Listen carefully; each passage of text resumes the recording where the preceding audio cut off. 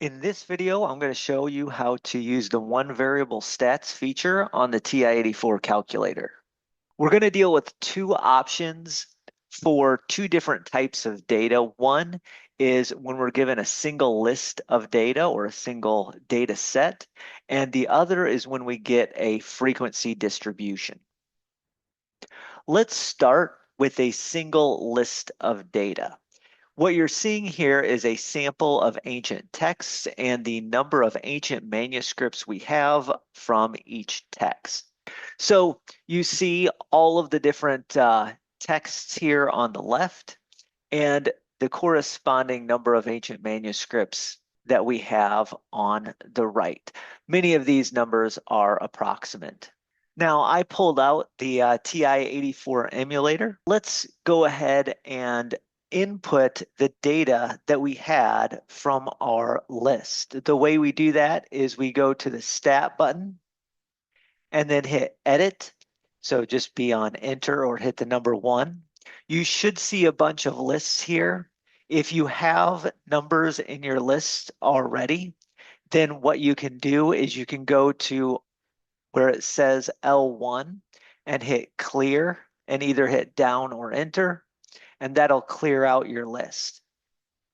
So now that our list 1 is clear, let's input the numbers that we had in our data set.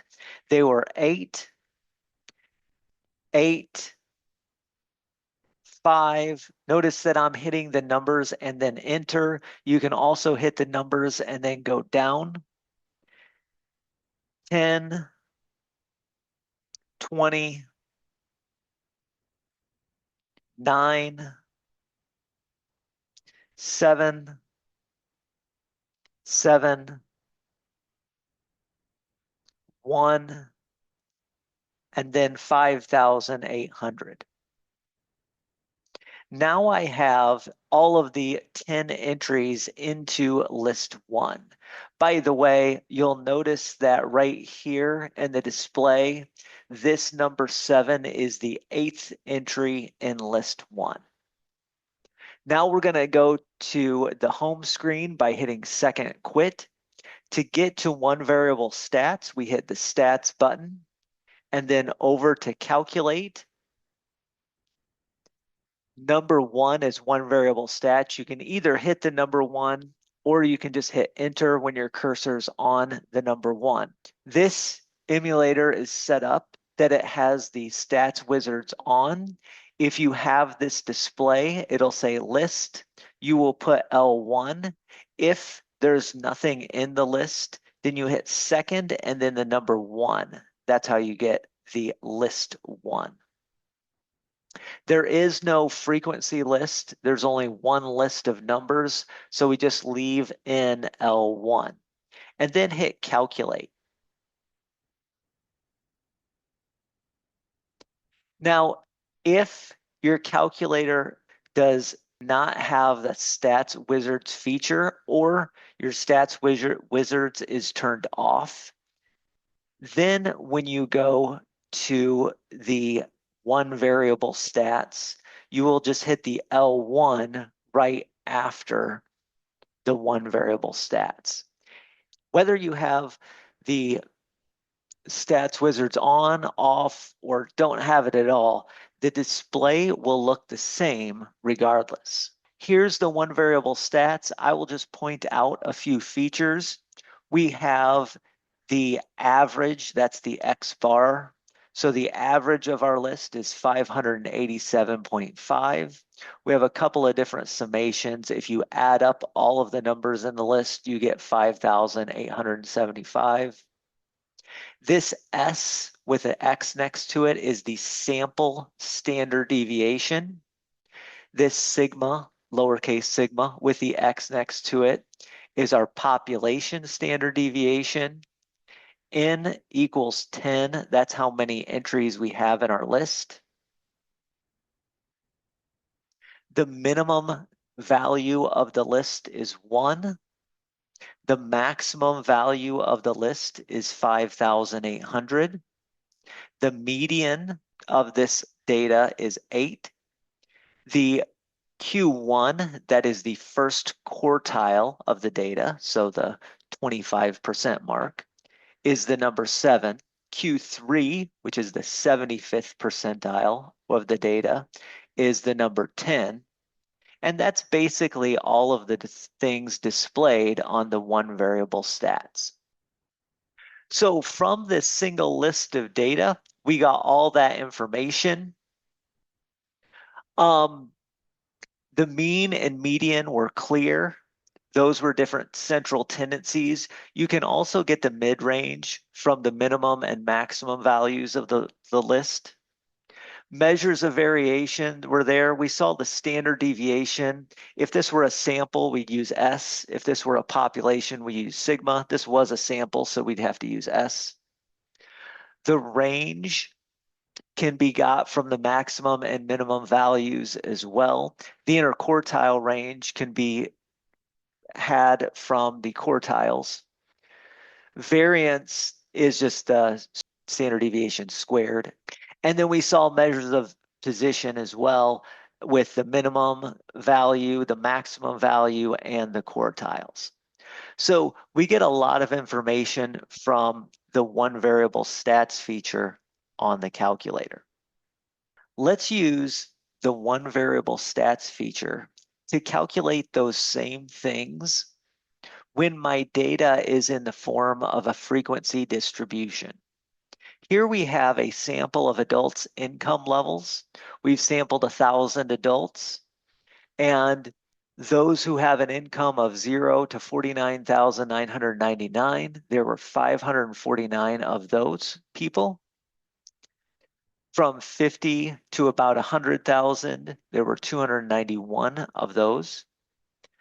There were 98 people who had an income between 100,000 and about 150,000. There were 33 people who had incomes in this range. Now, if I don't have the original data, then I have to use the middle values of numbers in our classes. So I'll have to use the approximate middle values of each of the class ranges. So from 0 to 49,999, we're going to use the middle number. In fact, I'll use an approximate middle number of 25,000. From 50 to about 100,000, I'll use the approximate middle number of 75,000. I'll do that for all of these other classes as well. Once again, we're using the exact same emulator. I can, if you want, look at this where the screen, here is the inputs on the calculator, and the screen's a little bit bigger, so that's what I'll do right now. So stats, edit. Now, as you can see, my list 1 has a bunch of stuff in it, so let's clear that out. And then I will write in all of the middle values of each class, 25,000, 75,000, 125,000, and so on and so forth. And then in list 2, those corresponding frequencies. I don't expect you to memorize these. You can go back and check what they are, but I am just going to type them in for the purposes of this video. It's very important that we have the exact same number in our L1 as we do in L2, the exact same number of entries. We have 8 entries in list 1 and 8 entries in list 2, as you can see there. So if we have the stats wizards turned on, here's what we do. We go to stats, calculate one variable stats. You can either hit 1 or just enter. Our list 1 is going to be L1. Again, if you don't have that, you can go second and then the number 1. And then now that we have a frequency list, we'll put something in our frequency list, and that is list 2. Second, and then the number 2 gives me the list 2 that I want. And that's all I have to do.